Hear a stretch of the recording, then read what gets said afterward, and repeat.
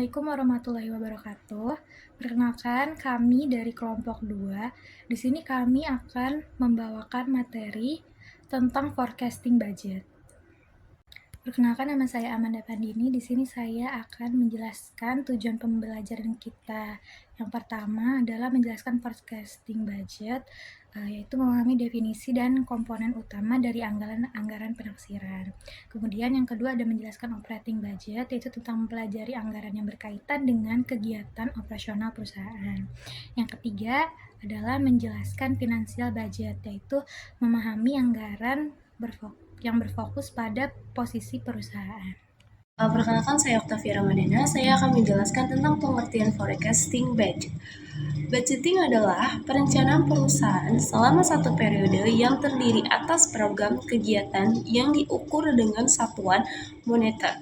Sementara itu, forecasting budget atau budget penaksiran berisi taksiran kegiatan perusahaan di masa depan serta taksiran posisi finansial perusahaan.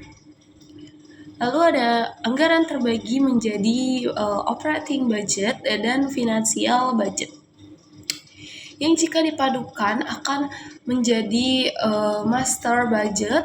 Anggaran induk ini biasanya disusun tahunan lalu dipecah menjadi triwulan dan bulanan. Assalamualaikum warahmatullahi wabarakatuh. Perkenalkan, nama saya Muhammad Hidayat. Kali ini saya ingin melanjutkan presentasi penganggaran untuk forecasting budget untuk bagian unsur dan faktor forecasting budget. Di sini ada unsur budget. Unsur-unsur ini adalah bagian penting dari penyusunan anggaran. Di sini ada rencana. Anggaran dibuat sebagai rencana kegiatan perusahaan ke depan. Kedua, meliputi seluruh kegiatan perusahaan. Anggaran harus mencakup semua aktivitas, bukan hanya sebagian saja. Lalu poin ketiga, dinyatakan dalam satuan moneter. Semua rencana dalam anggaran dihitung dalam bentuk uang agar mudah diukur dan dipantau. Poin keempat, jangka waktu tertentu yang akan datang. Anggaran dibuat untuk periode tertentu di masa depan, seperti bulanan atau tahunan. Selanjutnya, faktor jangka waktu. Faktor-faktor ini mempengaruhi keakuratan ramalan anggaran. Di sini ada luas pasar, seberapa besar peluang pasar yang bisa dimasuki perusahaan. Lalu posisi perusahaan, seberapa kuat dan siap perusahaan bersaing di pasar. Lalu jenis produk, karakteristik produk yang ditawarkan, apakah banyak peminatnya atau tidak. Lalu tersedianya data dan informasi. Anggaran lebih akurat jika tersedia data yang lengkap dan terpercaya. Poin kelima, keadaan perekonomian. Kondisi ekonomi seperti inflasi, suku bunga, dan nilai tukar bisa mempengaruhi anggaran. Lalu kegunaan budget. Anggaran berguna sebagai alat bantu dalam operasional perusahaan. Di sini ada sebagai pedoman kerja, yaitu memberikan arah kerja agar semua kegiatan sesuai rencana. Lalu sebagai alat pengkoordinasian kerja, yaitu menyatukan semua bagian dalam perusahaan agar bekerja secara selaras. Berikutnya sebagai alat pengawasan kerja, yaitu membantu mengecek apakah kegiatan berjalan sesuai rencana. Selanjutnya operating budget, sektor penghasilan dan biaya. Apa itu operating budget? Operating budget adalah rencana kegiatan perusahaan yang dibuat untuk jangka waktu tertentu. Anggaran ini mencakup dua bagian penting, yaitu penghasilan dan biaya. Satu itu sektor penghasilan, revenue. Ini adalah semua pemasukan yang menambah kekayaan perusahaan, bukan berasal dari pinjaman atau suntikan modal baru. Penghasilan dibagi menjadi dua, yaitu penghasilan utama, pemasukan dari kegiatan utama perusahaan, misalnya penjualan produk atau jasa utama. Lalu penghasilan bukan utama, pemasukan dari kegiatan tambahan, misalnya sewa properti atau bunga bank. Selanjutnya sektor biaya atau expense. Ini adalah semua pengeluaran yang mengurangi kekayaan perusahaan, bukan karena pembagian keuntungan atau pelunasan utang. Biaya juga dibagi menjadi dua, yaitu biaya utama, operating expense, pengeluaran yang berhubungan langsung dengan kegiatan utama perusahaan seperti biaya produksi, gaji karyawan, dan biaya operasional lainnya. Lalu biaya bukan utama, pengeluaran yang tidak langsung terkait dengan kegiatan utama seperti denda atau kerugian investasi.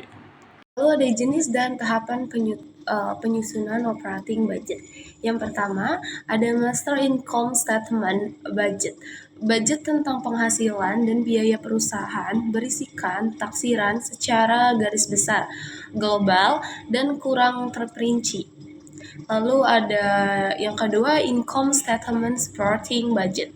Budget tentang penghasilan dan biaya perusahaan berisi taksiran yang lebih terperinci seperti budget penjualan, produksi, dan biaya.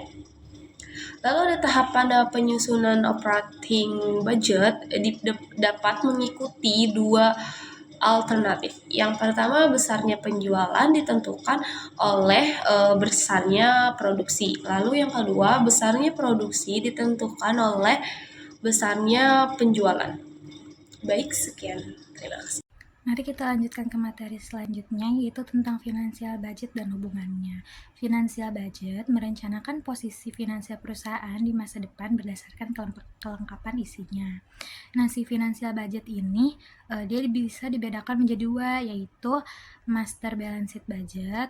Master balance sheet budget itu adalah taksiran posisi finansial secara global. Kemudian ada balance sheet supporting budget, yaitu taksiran terperinci tentang aktiva, utang, dan modal sendiri. Nah, hubungan antara operating budget dan financial budget ini sangat erat, di mana penjualan mempengaruhi anggaran, beban usaha, piutang, dan produksi yang kemudian berdampak pada anggaran laba rugi, kas, dan neraca.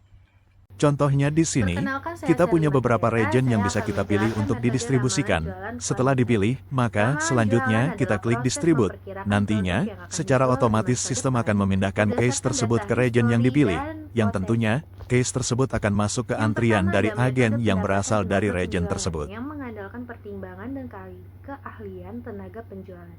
Kelebihannya menanamkan tanggung jawab. Kekurangannya adalah bisa terlalu optimis atau pesimis. Yang kedua, ada metode pendapatan juri eksekutif yang kombinasi pertimbangan eksekutif tingkat atas. Kelebihannya sederhana, tanggung jawab, dan ekonomis. Kurangnya adalah memerlukan pelangganan khusus. Yang ketiga, ada metode pendapatan manajer divisi penjualan. Berdasarkan survei informasi dari pelanggan utama, kelebihannya digunakan secara luas berguna untuk jumlah pelanggan terbatas. Kekurangannya cenderung untuk ramalan jangka pendek.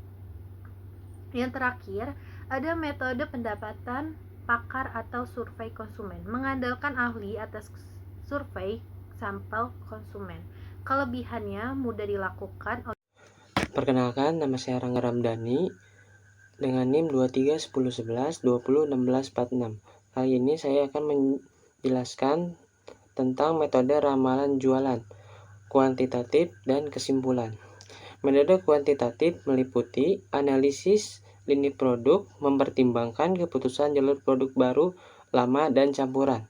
Yang kedua, metode distribusi probabilitas, yaitu dengan menaksir variasi produk yang akan dijual dengan probabilitas. Contohnya yang ramalan jualan 1000 unit per bulan. Yang ketiga yaitu analisis tren, yaitu dengan menggunakan data tuntut, waktu, linear, parabola, eksponensial. Yang terakhir ada analisis regresi, yaitu menganalisis hubungan variabel terikat dengan variabel bebas. Kelebihan metode kuantitatif adalah ilmiah dan realistis. Namun kekurangannya adalah asumsi yang konstan, misalnya harga jual linear, sehingga kurang cocok untuk ramalan jangka panjang jika asumsi berubah. Kesimpulannya yaitu forecasting budget, operating budget, dan financial budget adalah alat penting dalam perencanaan dan pengendalian perusahaan. Memahami perbedaan dan hubungan ketiganya memungkinkan perusahaan membuat keputusan yang lebih baik untuk mencapai tujuan jangka pendek dan panjang. Sekian, terima kasih.